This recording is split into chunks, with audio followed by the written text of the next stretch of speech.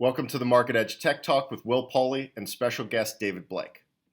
We're going to review the market conditions of the past week as well as longer-term trends from a technical perspective, take a closer look at the major indices, and to wrap it up, dig into a handful of individual stocks and ETFs requested by subscribers. If you have questions or want to submit a stock for next week's webinar, email us at support@marketedge.com. Hello and welcome to the Tech Talk for Wednesday, October 26th, 2022. I'm your host, Will Paule, and I'm here with my co-host, David Blake. How are you doing today, David? I'm doing good, Will. Thanks. All right, let's start off with a look at what the market's been doing this past week with a look at the market letter. Okay, we're getting started a day late here, so I'm just going to touch briefly on what happened last week. And I think all of us know we had a pretty good market. Pretty good market last week. We were up about almost 5% on the Dow Jones, and NASDAQ was up 5.2%. S&P 500 up 4.7%. And basically, we started out the week with a good, strong finish. Over the first 2 days, we had some better than expected bank earnings from Bank of America, Goldman Sachs. We also had companies like Lockheed Martin beat estimates. And the Dow Jones actually surged about 888 points, about 3%. And NASDAQ was up 4.25% of those two days. And we actually started on Wednesday. We started to open a little bit higher, and then investors kind of faded that rally because we had some turmoil over the UK that disrupted global markets a little bit. And then on Thursday we came in again. We had a 400-point spike, and then James Bullard, he's the same U.S. Fed President, he made reference that we could have a 3/4-point rate hike in November and December to corral inflation here, and that was he thought that seemed appropriate, and the market didn't like that, of course, and we embraced that 400-point rally and went down several hundred points. We also had some mixed earnings on those days. And on Friday, we've got what is actually has been propelling the market here going forward into this week. We had San Francisco Fed President Daly saying that it was time to slow rate hikes by the year end. Yields started to inch lower on that. That boosted equities. The U.S. dollar started to back off on that. After hitting the highest yields. It hit the highest they had been since 2008. The 10-year Treasury touched 4.33. Now here we are with several other. We've got a couple Fed presidents saying that we may by the end of the year we're probably going to want to pause a little bit. That's what investors have been waiting for. The 10 years gone from 4.33. Today, I think we're down to about 4.03. So it's a big drop in yields for that. The 2-year Treasury bill up to about 4.49%. It hit 4.63. I think it's down here right around 4.3 right now. So that was good. Every sector was higher last week. Energy took the lead, of course. It was up 8.28%, and that was followed by good gains in technology, materials, consumer discretionary, and industrials. The technical condition of the market, it improved. We saw the major averages bounce back from the previous week after they had made new 52-week lows, and that was it was. A lot of people were wondering if it was going to be an oversold bounce, but it looks like it was going to be a little bit more than that. The indicators are back pushing into bullish ground. The Dow Jones was higher for a third consecutive week. That believe it or not, that's the first time this year the Dow's had a 3-week win streak. And so far, we may make it 4. We'll see how the rest of the week plays out. But the Dow Jones did stall out right at the 50-day moving average. We kind of wanted to watch that a little bit. And of course, we moved the CTI to a positive number and left the posture, though, neutral. I had a couple emails on that. There were several reasons for that. You kind of had the Dow Jones leading the broader market last week, and you kind of you'd like to see the secondary indexes, especially like the transportation index, maybe the small cap Russell 2000, even the Philly semiconductor index, lead the way. The semis had a good week. They were up 8%, Of course, they had gotten crushed during August and into September. So that was basically, a lot of people thought that's going to be an oversold bounce, but 8% is a positive for the broader market in general, but it is coming out very oversold conditions. Now, again, I mentioned that the Dow Jones outperformed most of the other indexes. That's a little bit of negative divergence in the fact that we'd like to see more strength in the broader market than just the Dow. The Dow, the way the economy is going right now, it's a lot of dividend stocks, a lot of old school type stocks are leading the market. So there was a little bit of negative divergence in that, a little bit of a red flag. Also, underlying breadth was showing some negative divergence. We had the NYSE and NASDAQ advanced decline lines, which we consider leading indicators of market direction. They had made new lows for the year last Friday. Generally, when you're going to get you'll start to see those show some positive divergence going into a bottom. We haven't seen that yet. So they were only showing marginal gains, and then new 52-week lows. So off the previous week's totals, they actually expanded during the week, and even on Thursday, on Friday, I believe that we had about 500 new lows, despite that big jump in the market. So those negative divergences were a red flag going into this week. Just called for a little bit more caution instead of saying flipping CTI to a bullish posture and saying, okay, here we go. We have the Federal Reserve talking about maybe they want to slow down. That's what we've been waiting for. But you do want to see that backed up by by some of the other indicators, especially breadth. Now, we did see a nice jump in the hedge funds. They were at 19.8% exposure to equities the previous week when we were making the new bottom. They actually jumped up to 43.3%, and that's a pretty big jump. They're almost 50% invested right now.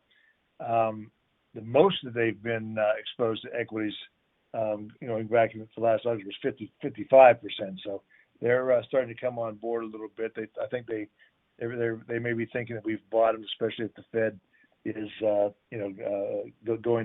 talking about pausing or at least slowing down a little bit to see how inflation is how they're influencing inflation with their policy. So I did mention in the summary that the probabilities of the CME Group FedWatch tool, which now projects like a 98% probability of a 3/4 point rate hike next Wednesday when they make the announcement, and it had been up after Bullard had talked, like Wednesday, Thursday. It was up to about a 75% probability of a 3/4 point rate hike in December, and the market didn't like that. That actually fell down to 48.5% on Friday. So going into this week and during this week right now, it's a coin flip, basically 50-50 whether or not we're going to see a 50 or a 3/4 point rate hike in December.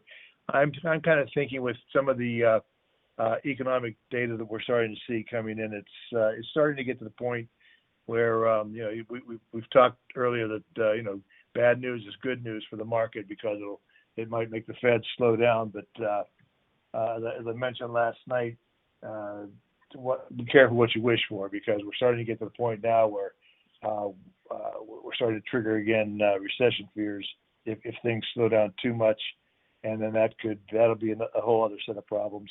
In fact, I think it was on Friday last week, Goldman Sachs warned that the U.S. economy faces a pretty significant slowdown, and Jamie Dimon again over at the J.P. Morgan is actually several banking CEOs are saying that we're headed for a recession. So that's going to be a little bit of a headwind for the market going forward. But we came into this week after that positive week last week. We've had a couple strong days. The Dow Jones, basically on earnings, the Dow jumped on Monday, tacked on about 400 points. S&P was up over 1%. That was part of that was also good on good earnings. We did see on Monday again some of that slower economic data. We saw the global composite PMI contract even more. It was down to 47.3, down from estimated at 49.7. That was also manufacturing and services both on the contraction mode on that. So that's a little bit of you don't want to be contracting too much, then you're already starting possibly maybe in a recession. We also had a little bit of a shakeup on Monday where after the Communist Party in China had their Congress, they voted Xi for a third term, and their market sold off about 2.5-3%. Hong Kong was down, I think about 6.5%, something like that. Just a little bit. People worried pretty much that the private enterprise is going to be affected. You actually had some of the big ones like Alibaba and JD.com, Baidu. They were down double digits, 10-12%. That also took Tesla down. They do a lot of business in China. They cut some of their production and sales numbers in China. So I think that hit a 52-week low also. Actually, Alibaba is below its IPO price from several years ago. So, still got a lot of headwinds, but at this stage, I think now that you have the Fed realizing that, or at least maybe they're starting to see some light at the end of the tunnel, that they may want to, slow things down a little bit. As I said last week, we did set upside targets for the major averages, 31.4 for the Dow Jones, 3,900 for the S&P 500. The NASDAQ could trade up to about 11.5, 11.6. The Dow Jones has already gotten past that target. The the S&P 500 up to 39.85 or something like that today. So it's basically at that upside target. NASDAQ has a little bit more to go, and it's just struggling a little bit here today. It opened up down 2%. They on earnings last night from Google and Alphabet and Microsoft. Part of the problem is that these earnings are not great, but you have to remember that because of the pandemic, the stay-at-home people just bought tons and tons of computers and software. That of course you're going to have a slowdown. Tonight we get Meta and who else? A couple other big ones. I see it right here. Here we go. We're going to have Meta tonight's going to report. Let's see. Maybe I think it's Amazon. That's yesterday. Anyway, you have several more big tech companies reporting earnings. I think they're probably going to disappoint. Meta's already trading down about 5 or 6% today ahead of earnings. So that's weighing on the technology sector in general, and the NASDAQ because it's loaded up with the big tech companies here. So we have a little bit of problems with that. I think like I said, we're neutral. I think that we can maybe use, if we get a little bit more of a dip today or tomorrow, that we can start to maybe nibble away here. I do think we have a little bit more upside, but it's not clear sailing yet. But there are some signs that this maybe could go a little bit higher. All right. So the CTI flipped to a positive configuration last week, but the posture is neutral. Do you see that moving to bullish this week? Also, you had upside targets for the Dow, S&P 500, and NASDAQ in last week's market letter. The Dow Jones has hit that target and then some, while the S&P 500 and NASDAQ are getting close. How much more upside do you see in the market over the near term? Well, how about going to the charts? Let's take a look at that real quick here. And there's actually some very pretty distinct numbers. Go ahead and put the Dow Jones in. And you can actually take it maybe like from April or something like that. You can still so you can see a little bit better. Go to April to current. You just pull it, make it a little bit bigger. Okay, that's probably pretty good. Okay, now today with the Dow Jones, we actually got up. Go ahead. Actually, before we start this, put it in the Fibonacci retracement from that August high down to the recent low. You can see with that double bottom, that was that was a pretty good sign. I mentioned that briefly last week that we've actually seen a double bottom in the Dow Jones, which was a real nice entry point that we saw in there here about 2 weeks ago. But anyway, so right now with today, the 61.8% retracement of that August to October low is at 32,028, and we actually got to that today. We got 3209.85, 3290, something like that. We've already gone past the 50% retracement. That was at 31.4 and change that I had mentioned last week. That was our target.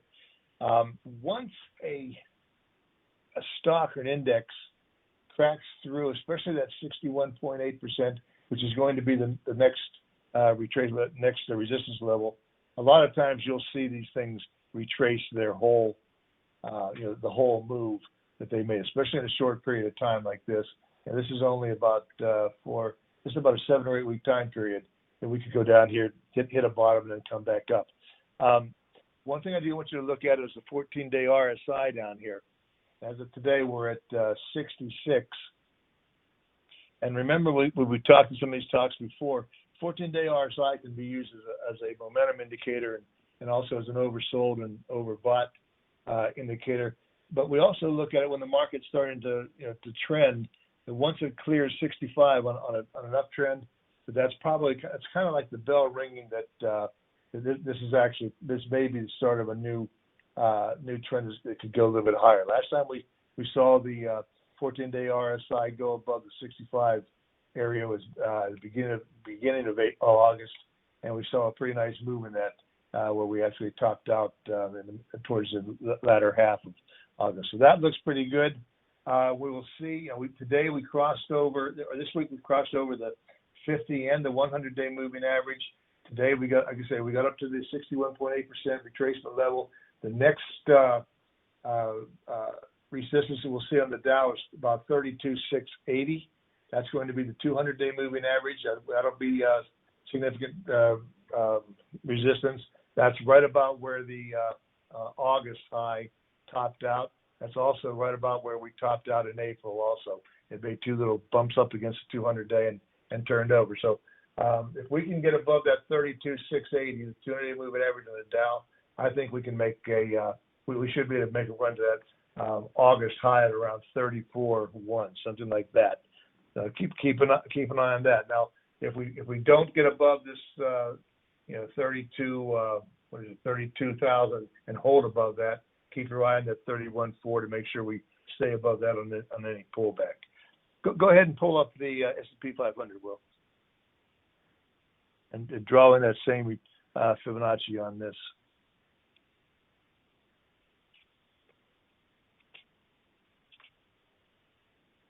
Okay, let me go ahead and get this my chart over here real quick. Okay, now you can see on this thing with the S&P 500 with today's action, what we've seen is we saw the hold on 1 second here. I got a mouse here that's not doing me right. Okay. Okay, now I want to go ahead and draw this on mine so I can see a little bit clearer here. But as of today, we saw the S&P 500 actually in August. It actually came up to the we actually got right up to that just below that 50% retracement level. It's at 3,900. It's 50%. We got, like I say, to about 38.85, and that also is right where the 100-day moving average is on that index. Right, we pulled back on here right now where we're actually trying to hold support at the 50-day moving average. We'll have to see if it does that. But that 3,900, Bill, we want to see that. That was our target, and we need to see this thing break that if we're going to make a run up towards the 61.8 retracements would be around right around 4,000, and then the next resistance above that would be the 41.22, which would be the 200-day moving average. And again, that's exactly where it topped out in August. So that's going to be I think the traders are going to watch. The 14-day RSI today is at around 60. Let's see, it's around 58. We want to see that again. We want to see that get above 65 or so. So it's going to need, we're trying to consolidate a little bit in here.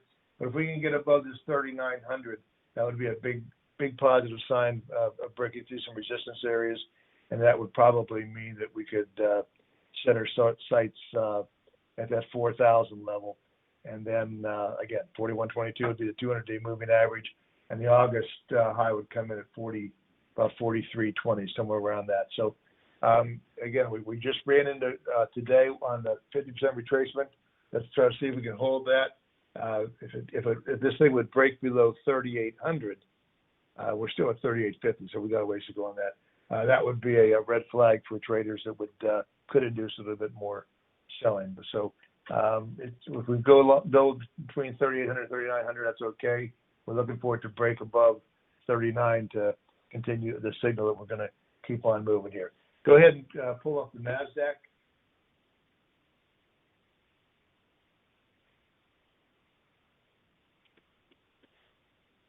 And get mine. Okay, let's go ahead and draw that Fibonacci in there with that again.